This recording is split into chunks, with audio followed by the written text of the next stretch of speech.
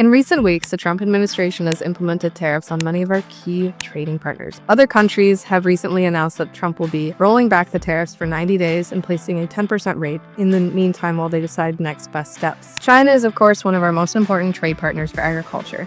We have a lot of our soybeans that get exported out to them, including products as well with oil and meal. There are concerns that these tariffs and their retaliatory tariffs would affect the trade flows not only now but in the future as they start to partner more with Brazil and Argentina. On the corn side, we have a little bit less of a risk. We do still export to China, of course, but with Canada and Mexico, we will see less of an effect of these tariffs on the corn products specifically. Of course, alongside the concerns of how these tariffs affect our products that we're exporting, there's also a concern of products we need to import, especially for agriculture. Fertilizer costs, potash costs, equipment costs, especially things coming out of Canada, are expected to rise, if not have already risen. These moments are times where it's really important to focus on your bottom line, make sure you're understanding how much each field is making you, your costs to produce in that field, and your break even, and using strategies such as risk management, grain marketing to make sure that you are locking in your prices at a price that is profitable for you. We have a lot of risk coming up ahead in this market. The effects of the soybean have been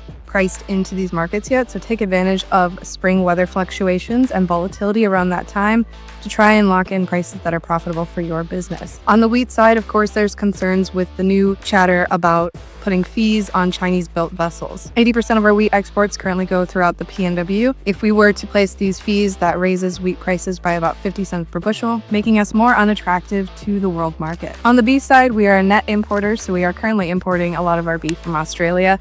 Even with the 10% tariff on those imports, the cost of lean trim from Australia is still cheaper than our production in the US, so it is unlikely that we'll see any shifts in this change.